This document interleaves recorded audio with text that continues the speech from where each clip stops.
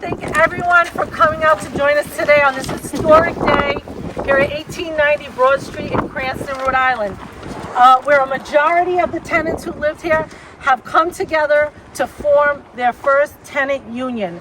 And what we know of in Rhode Island, the first tenant union in the private market. We don't want to take away from some of the great organizing that happened with public housing back in the 70s and 80s here, but as we know, this is the first tenant union forming in the private market here at 1890 Broad Street with the Elmwood Realty Tenants Union. So we know we're in a current housing crisis. We're close to 40% of Rhode Islanders are renters, and this is one step to start to get to a place where renters, tenants are treated fairly and with dignity. So with that being said, I'm going to move over to one of the leaders from the Elmwood Tenants Union, Mel. Hi everybody, thank you for coming out today despite this blustery weather. We organized the majority of the tenants to request our landlord, Elmwood Realty LLC, to come to the negotiation table with their tenants to negotiate a collectively bargained lease.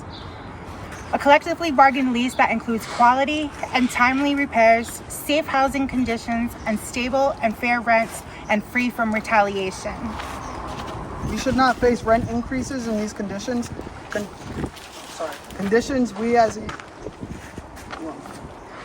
union member have all lived with from several months to the past 2 years. Conditions that include broken windows when moving in, unreliable heat systems, major construction outside our doors, flooding, and more. We are requesting our landlord, Elmwood Realty LLC, to meet with the Elmwood Tenant Union to negotiate a collectively bargained lease that is fair and equal. Equitable. Sorry. And thank you, and that's Eugene from the tenant union, and everyone else and other tenants who are part of the union who are here in solidarity. We want to thank you again. I want to hand it over to Aiden, who's also a labor union organizer who's been working a lot with the tenants as well. Hello everyone, my name is Aiden Kelly and I'm a labor organizer who lives in Providence, Rhode Island. I'm a volunteer with Reclaim Rhode Island and I'm here today to support the tenants of 1890 Broad Street as they announce their majority-backed tenants union.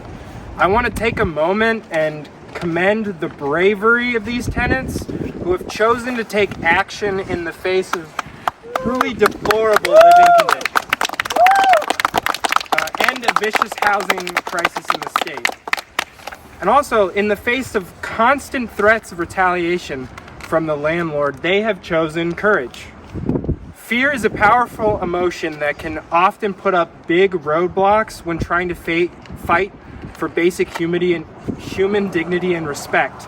But the tenants of 1890 Broad Street are showing us that community is more powerful than fear.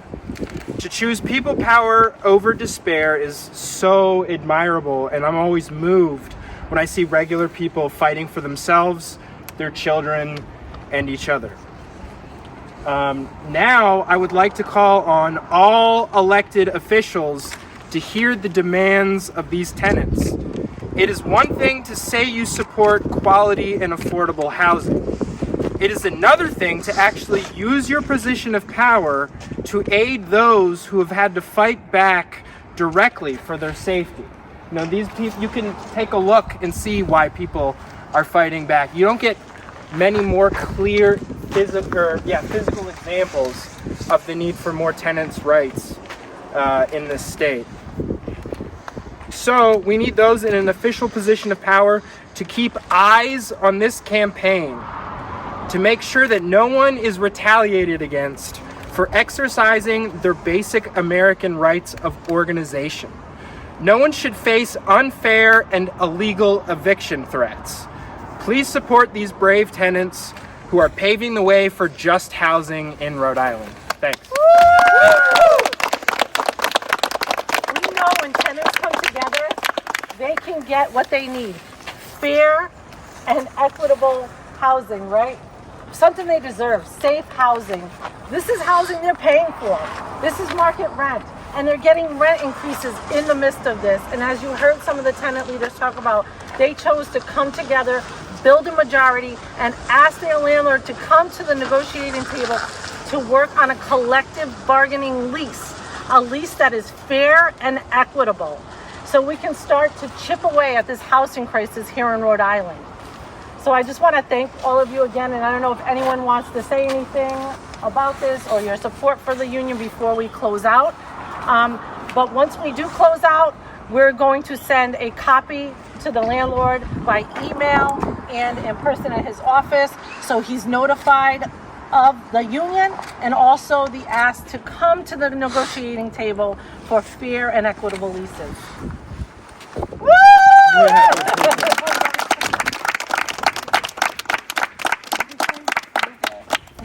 Anything to close with the leaders? I don't know how you feel, coming together, getting the majority and moving forward. I definitely can't express how happy I am that I finally was able to say my piece, and that all of us have been able to say our piece.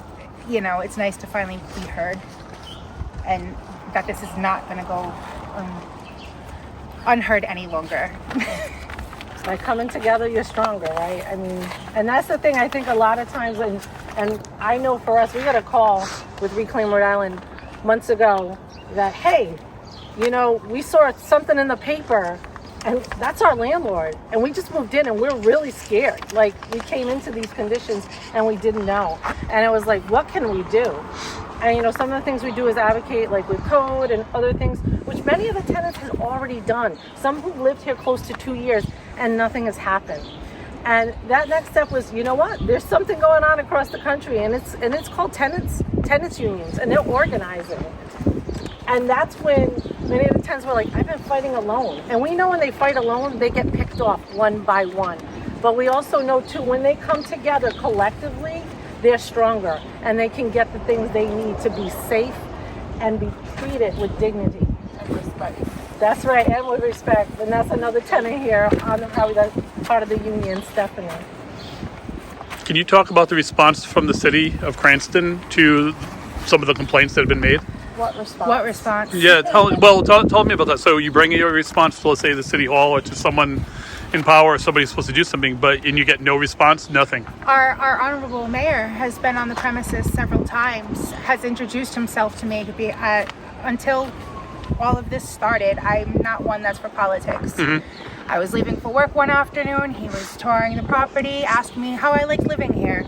I was like, are you blind? Look around you. Mm-hmm. How would you like living here? But there's nothing else out there, and this is my community, so why should I have to move? Right.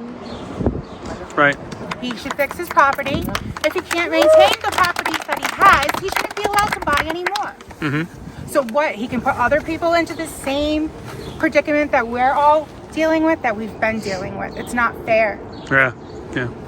And you all live on the first floor because the second floor is all basically still... Everything's condemned on the second floor. Okay. Still. Well, I don't know if that's the right word, but there's nobody upstairs. Yeah. There's no way to get upstairs. Yeah. All right.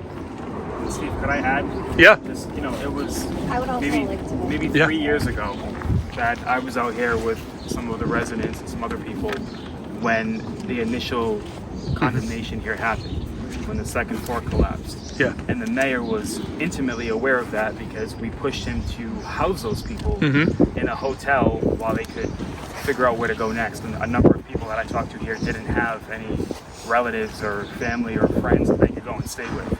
Right. So to see a property have that initial, problem with the second floor, and then come back here a couple years later and see it in this condition, and then hear that the mayor has come here, I think really speaks volumes. Well, I want to go back and look at the video because I was here for that, and I probably have video of him talking about his promises at that time. So I'd love to see what he was saying.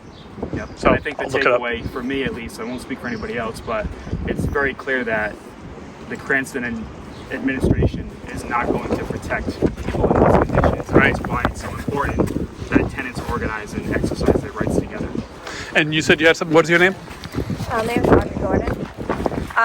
So my apartment flooded, and if you look right now, the door is still open on the apartment building, apartment door above it that flooded into my apartment. Right. And I've been calling and letting them know that it's still open after it had flooded because the pipes bursted because the door was open, and the door is still open. animals can come in there and get into my apartment. How many times have you flooded? Most of the doors Like are times open. you- 4 times, maybe 5.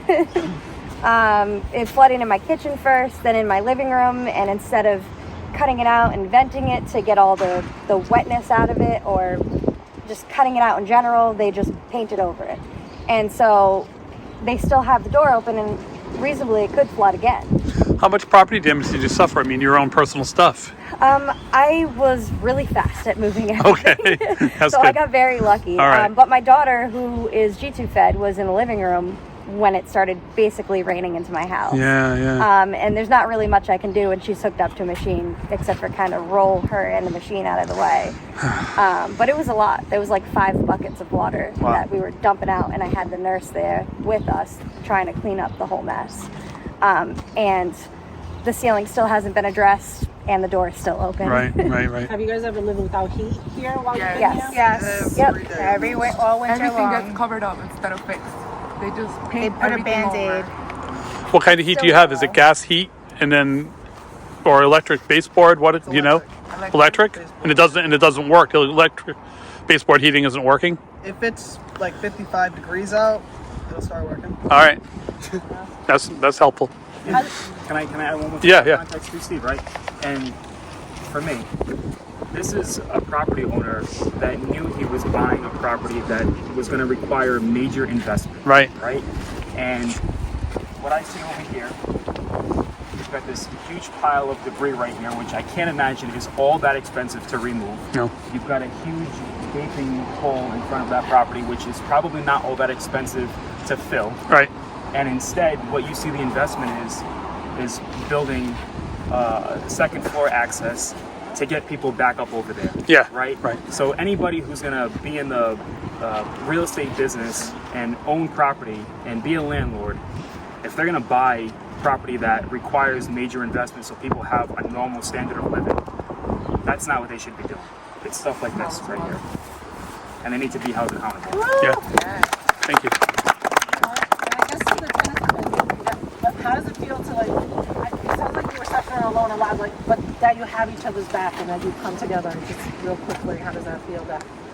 I'm definitely proud that, especially like Eugene and Kelly, with this being their very first apartment, just to come out and have the courage to say, "Hey, this isn't right." I will stand by these guys gladly to fight for what we deserve. It feels good to have the support when there's a lot of other people going through the same thing and they don't have the support from the tenants or from others. So it's very good to know that the tenants are with you and that they support you in what you know is right. And what's your name? Stephanie. Stephanie. Thank you. Yeah. It was also said that there were rent increases as well. Yes. What do those look like? $50 Each year or each month. Each month. Do you mind if I ask how much you're paying right now? It's $900 before, now it's $950 Okay, and that's for a 1-bed or? for a 1-bedroom. That's better than what I pay.